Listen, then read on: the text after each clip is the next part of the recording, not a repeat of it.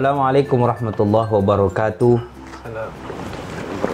Alhamdulillah wassalatu wassalamu ala Rasulillah wa ala alihi wa sahbihi wa mawalah. Amma ba'du.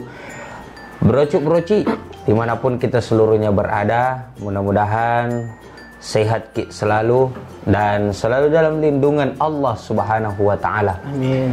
Yang terpenting adalah di masa-masa sekarang ini teruslah kita beristighfar, memohon ampun, karena kita seluruhnya manusia membutuhkan dan amat sangat membutuhkan ampunan Allah Subhanahu wa taala. Mudah-mudahan kita seluruhnya diampunkan oleh Allah Subhanahu wa taala. Dan alhamdulillah malam hari ini saya amat sangat bersyukur karena saya telah ditemani oleh salah satu ustadz yang sangat asing namanya untuk kita semua. Asing nih. Bersama Ustadz Guntur Saputra. Ustazku, salam corona. Begini sekarang nih salam. Yo, tetap physical distancing toh, jaga jarak karena sekarang memang jarak harus memisahkan kita. Iya. Tapi mudah-mudahan kita di surga selalu bersama-sama. Asik. Kita bahas musibah. Musibah yang melanda akhir-akhir ini, melanda Sulawesi Selatan. Kan berturut-turut kini. Makanya itu ini harus diambil pelajaran. Siapa tahu dengan bicara-bicara ini berdua ada pelajaran bisa ambil brocik-brocik. Bagaimana menurut pandangannya Ustadz Guntur persoalan musibah? Musibah kalau saya pribadi boleh jadi memang gara-gara ulahnya manusia sendiri. Iya. Ya. Setuju saya. Tidak akan terjadi kerusakan di muka bumi Allah, melainkan gara-gara tangan manusia itu sendiri. Nah.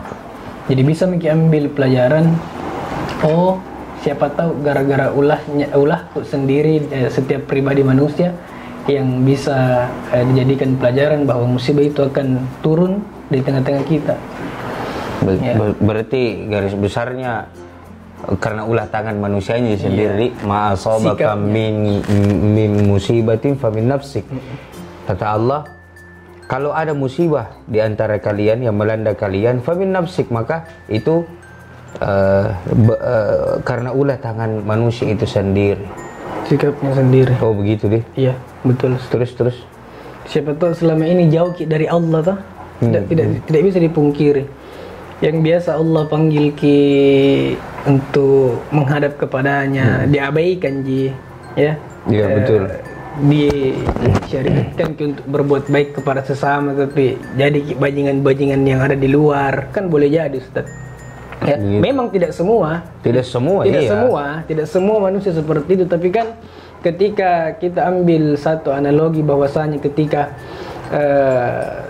semut menggigit manusia, satu semut yang menggigit manusia itu marah, kemudian dia cari di mana sumbernya ini semut, dia cari sarangnya ini semut, kemudian dia kasih obat serangga, obat apa ke situ, bukan cuma yang gigit tadi manusia yang dapat. Semuanya semut itu yang dapat. Kurang lebih analoginya seperti berarti itu. Cocok itu peribahasa Meksiko tadi. Meksiko kah Amerika Latin itu yang tahu gini? Iya. Yang ikau panggaukan ikat tengah singgapa.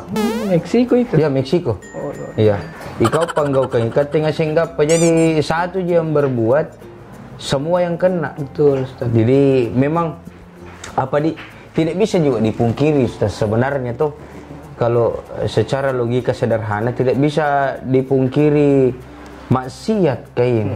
Tidak bisa dipungkiri karena terlalu banyak orang berbuat maksiat kayak seperti itu tadi dibilang tuh jauh dari Allah, 5 kali sehari dipanggil dengan panggilan azan, mungkin masih banyak yang mengabaikan.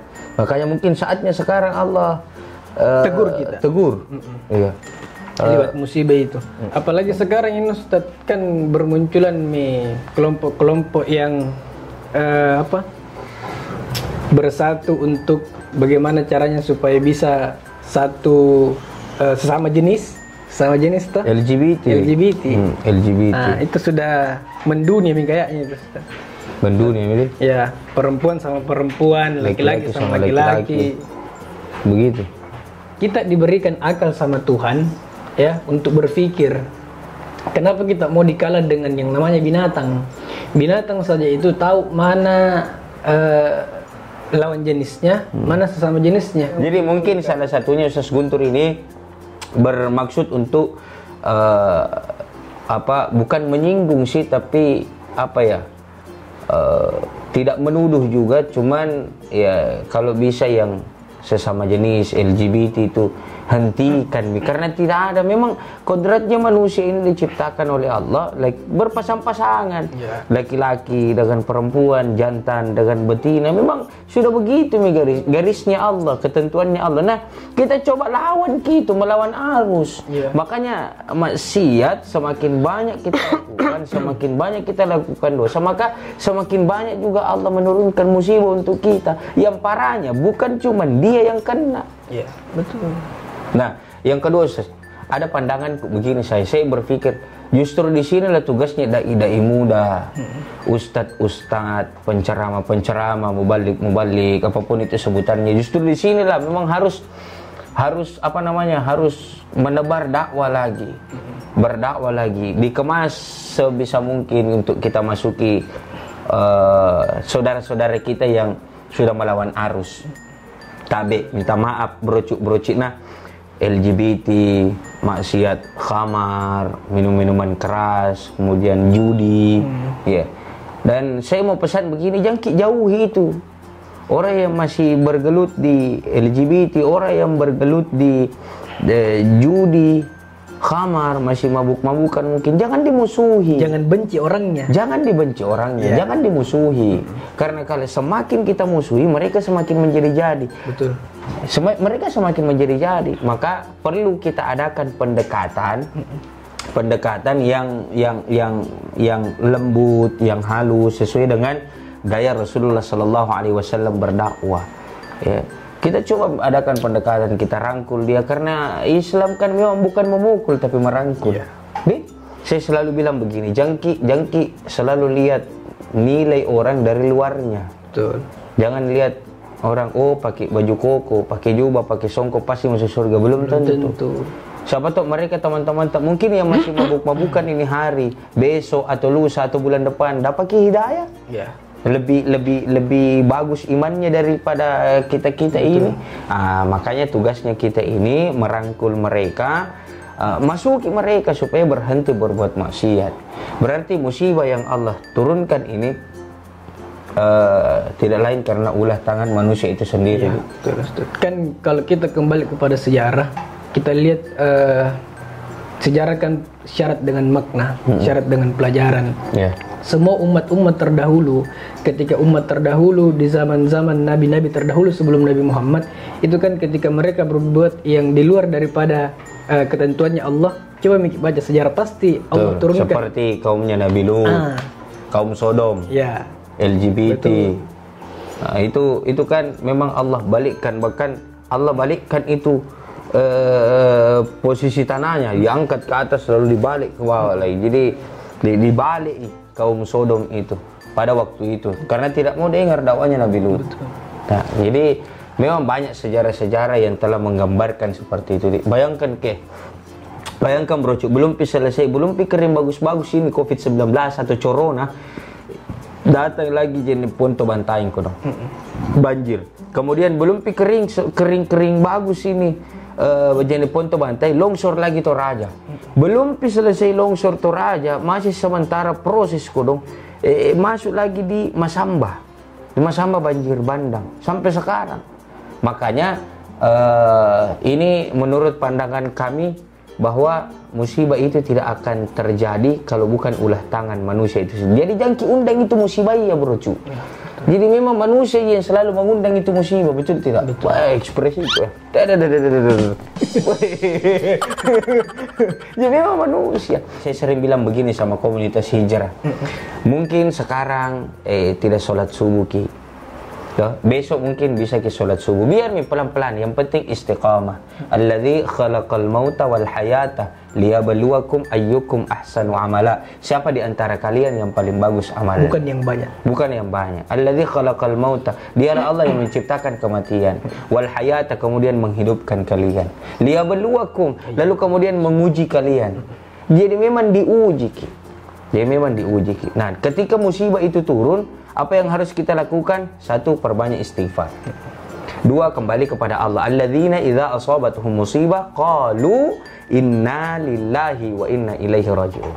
Ketika kamu tertimpa satu musibah, maka ucapkan inna lillahi wa inna ilaihi raji'un. Seluruhnya dari Allah dan kita akan kembali kepada Allah Subhanahu wa taala. Dan ingat kena broci-broci yang tinggal di daerah Makassar sekarang warning, hati-hati. Ya kena rentetannya. Ayo coba kita berpikir, coba rentetannya. Belum kering Covid, banjir jene Ponto Bantaing. Belum kering banjir jene Ponto Bantaing, loncat ke Toraja. Selesai Toraja, tidak jadi kembali itu musibah ya, langsung masuk ke Masamba. Jadi dilangkai memang Makassar, hati-hati Makassar. Maka saatnya ramaikan masjid, maka saatnya basahi lidah kita, basahi bibir kita, lisan kita dengan berbanyak zikir kepada Allah Subhanahu wa ta'ala. Nah, kesimpulan, tak ada kesimpulan. Coba. Jadi banyak-banyak berbuat baik, jangan sana kamera iya jalan ke sana. Jangan pernah lihat manusia dari luarnya, ya. Kenapa ini pengen-pengen? Oh ini ahli maksiat, ini ahli kejelekan-kejelekan di bumi. Jangan. Orang Inggris pernah bilang sama kita, don't judge book by its cover. Jangan pernah lihat buku dari sampulnya. Pelajaran untuk kita, jangan pernah lihat manusia dari luar. Jangan beli buku kalau sampulnya saja. Jangan pernah putus asa dari ampunannya Allah. Jangan pernah putus asa dari ampunannya Allah. Ya. Karena sekarang kan banyak orang bilang banyak kapan dosa aku kabir lagi masuk ke masjid ini tidak akan ampuni sama Allah. Mungkin seumur hidupku saya buat dosa terus, tidak pernah ibadah tapi kita seakan-akan larut dalam sesuatu yang hina, jadi kita tidak meminta ampun sama Allah. Allah punya satu sifat yang ada dalam Asmaul Husna adalah Al-Ghaffar, Maha Pengampun. Itu yang banyak orang lupakan sampai dengan detik ini. Sampai-sampai kan ada ungkapan bahwa dosanya manusia itu banyak tapi lebih banyak ampunannya Allah. Dosanya manusia itu mungkin seluas langit tapi ampunannya Allah lebih luas daripada itu. Jadi tidak ada kata berhenti untuk bertaubat. Innallaha yuhibbut tawabin. Sesungguhnya Allah cinta kepada mereka orang-orang yang bertaubat. Ayo dong move on bro cu. Cici. Kegagalan bukan hal untuk kita ratapi, tapi kegagalan kita jadikan sebagai acuan untuk kita bisa move on, naik terus menerus. Oke bro cu, love you. Jadi broci, ini ngobrol-ngobrol singkat saya, ngobrol-ngobrol santai saya. Teruslah kita memohon ampun karena Allah terus-menerus menunggu kita untuk memohon ampun kepadanya. Allah menunggu kita untuk memohon ampun, kita yang tidak mau minta ampun. Jadi saya himbau kepada seluruhnya bahwa cegah maksiat dengan perbanyak istighfar. Astaghfirullahaladzim alladzi la ilaha illa huwal hayyul qayyum wa atubu ilaih. Perbanyak kalimat itu selesai sholat subuh, selesai sholat duhur, asar, maghrib, isya. Terus perbanyak kalimat itu supaya insyaallah Allah terima taubat kita dan Allah tidak memberikan kita ujian musibah berupa bencana alam. Dan yang terakhir sekali saya mau sampaikan, saya terima kasih banyak sekali. Jazakumullahu khairan katsira kepada saudara-saudaraku brocuk-broci yang sudah menginfakkan sebahagian rezekinya untuk membantu korban-korban banjir yang ada di Jeneponto Bantaing, korban longsor yang ada di Toraja, kemudian korban banjir bandang yang ada di Masamba. Mudah-mudahan apa yang kita sedekahkan itu bisa menjadi saksi di hari kemudian dan akan membawa kita masuk ke dalam surganya Allah Subhanahu wa ta'ala. Brocok-broci, tidak ada cinta yang abadi melainkan cinta kita kepada Allah, melainkan cinta Allah kepada kita pula. Itulah yang abadi. Oke brocok, sekian. Jangan lupa dukung terus channel saya, support terus channel saya, dengan cara subscribe, like, and share. Share sebanyak-banyaknya. Share kepada datuk tak, tita tak, opa tak, mama tak, bapak tak, tetangga tak, teman tak, sepupu tak. Oke bro, supaya tambah semangat kak bikin kontennya. Saya Muhammad Irsyad Abdullah bersama Muhammad Guntur Saputra. Assalamualaikum warahmatullahi wabarakatuh. Salam Corona.